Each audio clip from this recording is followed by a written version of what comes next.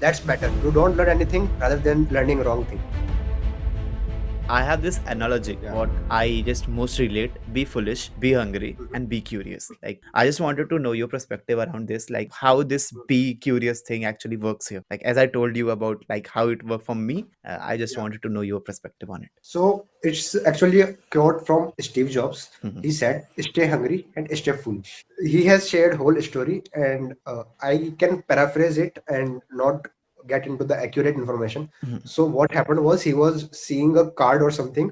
It was the last day of their publication, and they have written at the end of that card, "Stay hungry and stay foolish." So what Steve Jobs made of it is he actually told the college students who were just graduating. So what he meant by that actually, stay hungry. So it means hungry for what? Like, don't you eat food? No. Stay hungry for excellence, for making yourself a better person, for your growth or personal and professional growth. So when you think in terms of those things, you are focused on improving yourself. So that's what he meant by stay hungry. And when another point would be, when you are focused on yourself and stay hungry, so people who are connected to you, they get shaped in that way only. So this is a ripple effect. So this works like this. Second is stay foolish. So what is the purpose of saying that?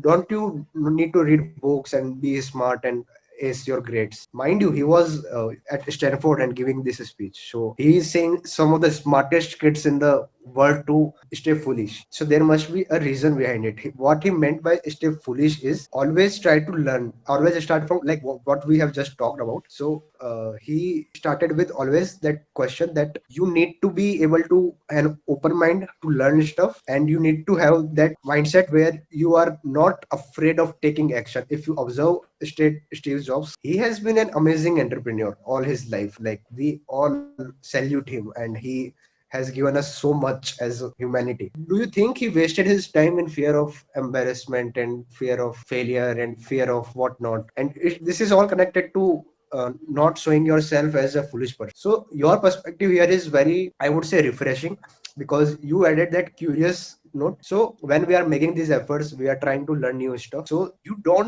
have to have a direction to do anything worthwhile. That's what your point is, and I think it's very relevant for all the younger people who are watching it, because you need to have that kind of direction where you are actually making progress, you are prioritizing stuff really well. Because I am not saying, I don't want to make it a generalist versus specialist debate. I just want to say you have to know what you are doing, what career decisions benefiting you in what way. So there need to be direction, what kind of questions to ask, what kind of meetings to go into, what kind of people to connect with to. Because if you go into the wrong company, if you go into the wrong knowledge, you will be doomed. It's worse than staying, I would say, stagnant and not learn anything. That's better. You don't learn anything rather than learning wrong things. So that's where your advice is very relevant. Be hungry, be foolish, and be curious. So I think I could connect with your point.